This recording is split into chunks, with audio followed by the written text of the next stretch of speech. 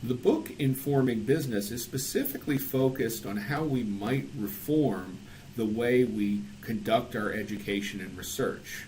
So before we go into the details of informing processes, it's useful to look at the university, and particularly the business school, as an academic informing system, which is the subject of Chapter 2. So what we'll be talking about in this session is first the notion of an informing system. And we'll start with a basic notion, then we'll talk about how informing systems differ from the basic conceptual model in the real world, and then we'll talk about some level of abstraction, which can be quite useful in describing many informing systems that have actually been designed. The next thing we'll take a look at is academic informing systems, and what we'll see is there are really two separate components. One is a research component, which is driven by disciplines such as management and marketing and finance, and then the other is an educational component, which tends to be driven by the institution, such as the university. We'll then take a look at a case study of a department that had some serious problems, the MIS department at the University of Central Florida, and then finally we'll sort of wrap up and talk about some of the questions that looking at the world of academic informing systems raises. The basic informing system was driven by a conceptual model proposed by Shannon, and it has three key components. It has a sender, who provides the information, it has a medium through which the information is passed, and it has a client. Now the names for these vary according to the system. For example, the sender is sometimes referred to as the informer or the source. The client might be referred to as the receiver, and the medium through which passes is often referred to as the channel. This system is very simple and for the most part does not mimic most real-world informing processes, though sometimes it can be used effectively to model a computer transmission, for example. When we get to the real world, informing systems tend to look a lot different from the basic model. Even if you take a look at the basic model, you may have multiple individuals within a particular sender who interact with each other before informing a particular client. We can have multiple systems informing the same client. For example, if you are in medicine, you may have the doctor saying one thing, they may be getting other information off the web, other information from a yoga instructor, and so forth. You can have multiple senders competing for a client. This is common in advertising, and in fact in almost any business area there's typically more than one message going to a client, and clients typically have choices. You can have multiple channels. In education, we've got the classroom and distance learning. In advertising, you've got TV, print, radio, word of mouth, and so forth, all of which are moving towards a particular client. You can have multiple clients, each of whom have their own objectives. You can have multiple client layers. For example, companies routinely employ student ambassadors who are both customers but are also designed to provide word of mouth to other student clients as opposed to having the advertiser go directly. We see this type of thing in Facebook, for example. So all of these things tend to be things that make informing systems much more complicated than the traditional model.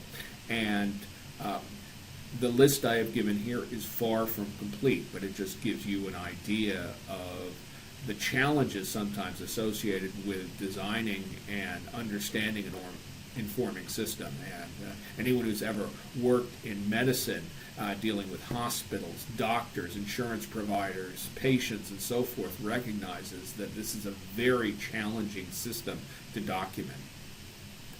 One way of thinking about informing systems that is often useful is in terms of levels of abstraction. And many informing systems, particularly those that have been designed can be relatively easily described in these ways. And there are basically three layers in the traditional system. There is the design layer. This is the layer that determines the actual structure and, in many cases, the mission of the informing science or the informing system. You then have the construction layer. This is the layer specifically involved with constructing new informing systems. And then finally you have the instance layer, which is the layer that is actually involved with informing. So if we were to think about architecture, for example, the design would be the architect, the construction would be the creation of specific blueprints for houses, and then the instance layer would be the actual individuals doing the construction. So let's talk about actual informing systems this way.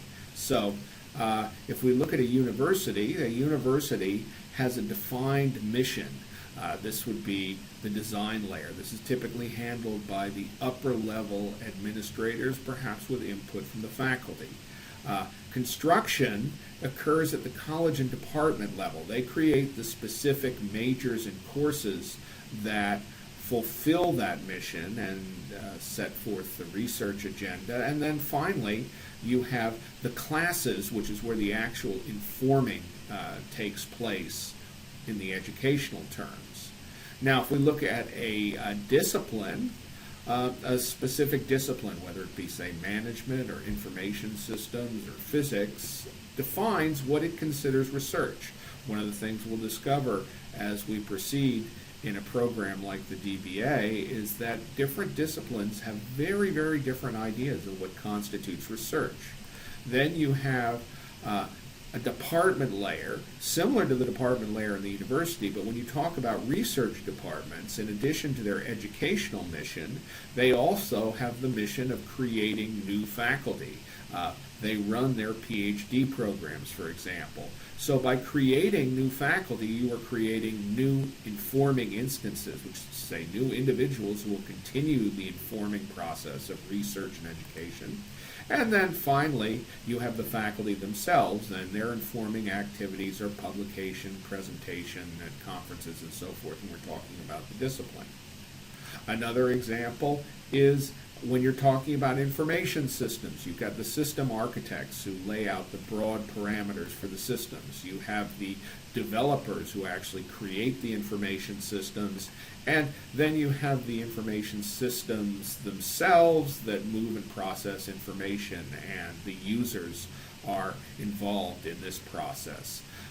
The point of this being that almost any informing system that is actually designed can be described in terms of these three layers. Now, informing systems that evolve, which we'll talk about later chapters, are a little bit different because they don't necessarily have a specific design and construction entities associated with them.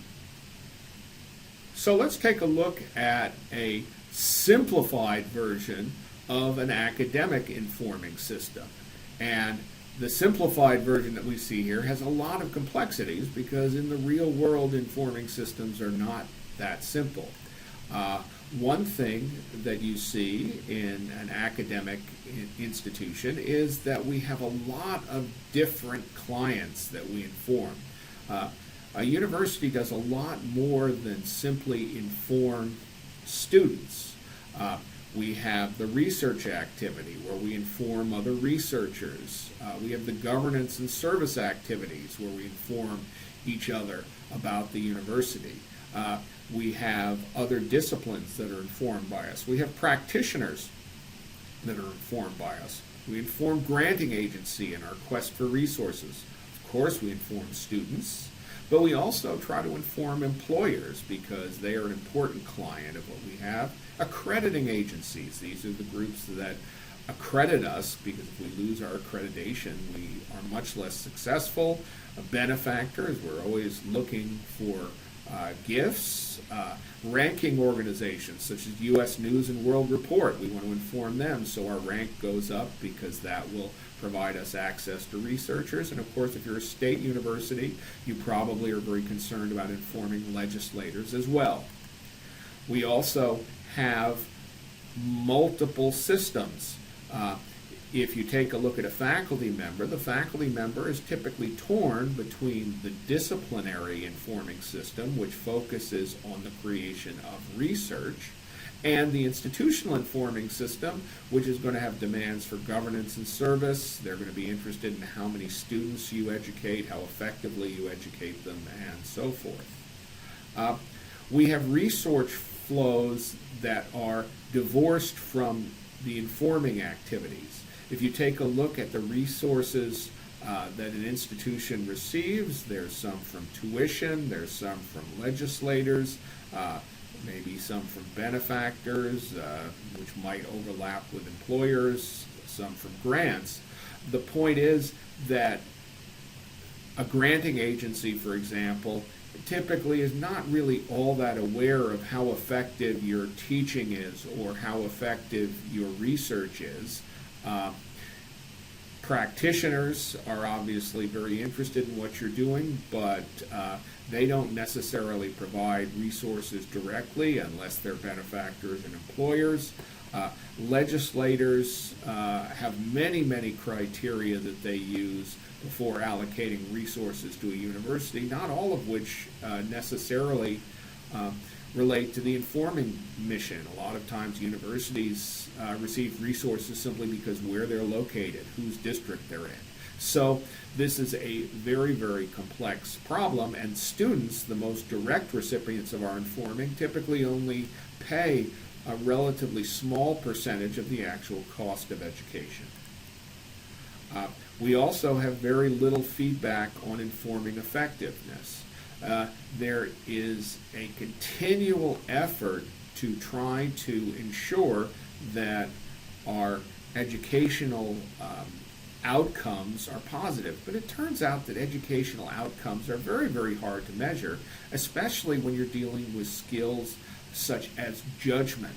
And it's really hard to determine how judgment has improved as a result of particular education. So all of these things make the academic informing systems a lot more complicated. So I've talked about the competition between the disciplinary informing system and the institutional educational system, and some research that I did a few years ago with Anol Bhattacharjee involved actually looking at the overlap between what we research and what we teach. And it provides an interesting perspective in the area that I am doing my research in, which is information systems. So there are 4 key areas of information systems: databases, analysis and design, programming, and communications, or at least those are the 4 core areas of our majors. And if we take a look of the individuals that teach databases, 72% of them do not actually do research in that area. If we look at the researchers, those folks who do research in databases or relatively related areas, about half of them actually teach in that area. So what we see is we don't have a really big overlap between what we're teaching and what we research, which means that if our research does not add significant value on its own, it's really hard to determine why we should care. The same pattern exists in the other areas. If we take a look at telecommunications, 60% of those who teach telecommunications, or 59%, don't actually do research in the area. And of those who do research related to telecommunications, only about 48% of them, or about half of them, actually teach in it. For those who specifically research telecommunications and list telecommunications as their specific research area, about 3/4 of them teach in it. So that, in a sense, is good news. We move on to analysis and design. 3/4, or a little more than 3/4 of those who teach it don't do research in it. And about 2/3 of those individuals who do research in analysis and design or related areas actually do teach in it. So that's not so bad. programming, 85% of those individuals who teach programming don't actually do research in that area. About 55% or 66% of those folks who do research in the area do some teaching. So once again, the key thing we want to take away from this is the fact that there is not this tremendous overlap between what we teach and what we research. And that can be a significant problem if the value of your research does not stand on its own. To illustrate the practical implications of misalignment, I'd like to use the example of the MIS department at the University of Central Florida. And in the late 1990s, the MIS area was absolutely exploding. We had the internet boom that was gaining a tremendous amount of steam, plus we had Y2K, and everyone was concerned that the lights would go out when the clock struck midnight at the year 2000. And as a consequence, MIS faculty were in great demand, and the dean at the University of Central Florida decided that he would try to create one of the top research institutions in the country. And so around the year 2000, the department went on a hiring binge, hiring some of the top research faculty in the United States and internationally. Now, when you want to hire research faculties, one of the things that you typically need to do is promise them a very low course load and avoid service courses. A lot of your research faculty do not like to teach those big intro classes. So as a consequence, one of the things the department did is it outsourced a lot of those types of courses to other areas, such as computer science, which taught their basic programming course. So they had a collection of really top researchers, and they had a relatively low set of courses. But that was okay because MIS was growing madly and nobody expected this to stop. Now, in the 2002 and 2003 period, what happened is demand for MIS majors absolutely plummeted. For example, here at the University of South Florida, we went from 1,100 undergraduate majors to about 175 undergraduate majors during that particular period, a drop like nothing anyone had ever seen before. Now, in our department here at the University of South Florida, we had not outsourced all these service courses, and as a result, as majors switched to other areas such as finance, we still had a lot of teaching in total over the department.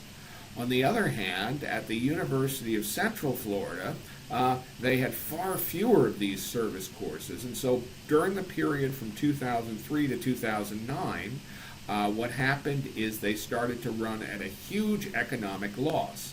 And faculty members, for the most part, do not believe the laws of physics apply to them, which is to say they believe they can continue to get lots and lots of input when they're producing relatively little output. They don't believe that friction matters. Well, it turns out that it did matter a lot, and some of their key researchers departed. They still had more staff that they could justify. Resources were being cut back at the state level. So in 2010, they essentially eliminated the department, which is about the only way that you can actually get rid of tenured faculty. Is basically you eliminate their department and they do have to leave. And as a consequence, most faculty members ended up moving to a community college, which later became a state college, and those faculty that remained ended up being moved into the management department. And this is an example of the practical consequences when your informing mission does not properly overlap with the resource sources that you have. All of these examples and theoretical frameworks lead to some interesting questions that could be posed in informing research on almost any informing system. One question is, how do we judge the sustainability of an informing system?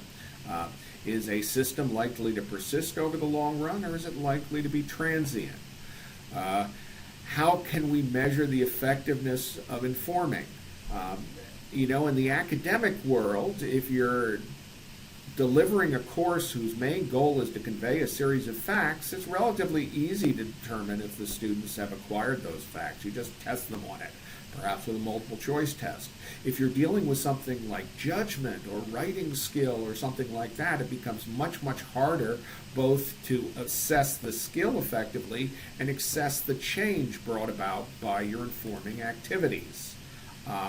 Another question is, how close are the clients to resource sources? We already saw in some of the examples that when resources and informing are mismatched, it can lead to systems that fall apart. Well, how important is that? A lot of questions could be raised about that.